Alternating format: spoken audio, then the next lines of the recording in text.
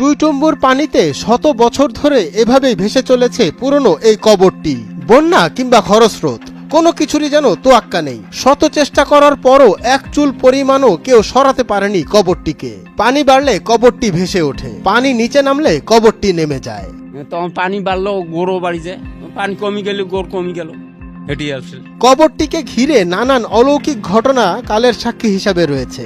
জনশ্রুতি রয়েছে এই কবরটি থেকে মহামূল্যবান চুরির দায়ে একই এলাকার দুইজন ব্যক্তি একসঙ্গে মৃত্যুবরণ করেন। আরো শোনা যায় কেউ কবরটির ক্ষতি করতে চাইলে তাকে স্বপ্নযোগে ভয় ভীতি প্রদর্শন করা হয়, সেজন্য কবরটির আশেপাশে আসেন না কেউ। ভাঙ্গির তো পায় না, ভাঙ্গির আইসে কিন্তু ভাঙ্গির ডোলজারে পায় না, ডোলজার উঠি চলে যায়, স্টার বন্ধ হয়ে যায়। আল্লাহ জানে সব।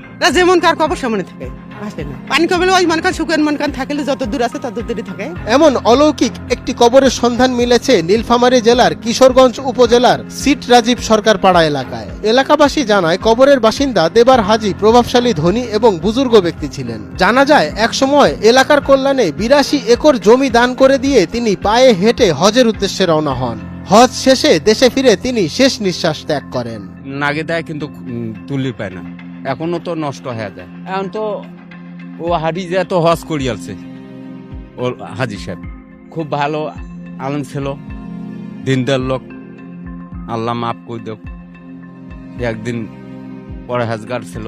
এলাকায় তার নিজ জমিতে তাকে দাফন করা হয়। পরবর্তীতে এলাকাবাসীর উন্নয়নে তিস্তা সেচ প্রকল্পের আওতায় একটি সেচ ক্যানেল খনন কার্য শুরু হয়। এ সময়ে অনেকবার কবরটিকে সরানোর চেষ্টা করা হলেও সরাতে ব্যর্থ হয় সংশ্লিষ্টরা। ক্যানেল খোঁড়ে তখন তো কবরটা সারার তো রেডি হচ্ছিল, সারার তো পায় না, ডোলজার নষ্ট হয়ে যায় আল্লাহ রহমতে, তখন ওই কবর তো হাজি সাহেবের থাকি গেল। অজানা পৃথিবীতে এমন কিছু অলৌকিক ঘটনা ঘটে যা বিশ্বাসযোগ্য না হলেও লোকে মুখে প্রচলিত থাকে যুগের পর যুগ। এসব ঘটনার নেপথ্যে নানা মতবাদ থাকলেও সবকিছু উড়িয়ে দেওয়ার মতো নয়। এমন অলৌকিক ঘটনার জীবন্ত নিদর্শন কবরটিকে মনে করেন এলাকাবাসী। মঞ্জুর এ মাওলা, নয়া দিগন্ত।